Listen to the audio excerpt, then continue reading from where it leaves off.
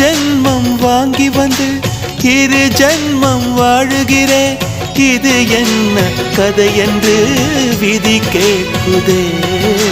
மாயமா என் கண்ணீர் மாறுமா?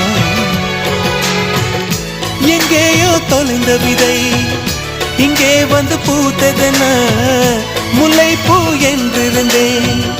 முள்ளோடு பாய்ந்ததென்ன நான் உடனிருக்க நிழல் என்னை தூரத்த உயிர் தியக்கும் பயணம் என்ற திருப்பத்தில் முடிவது ஓய்ந்தது.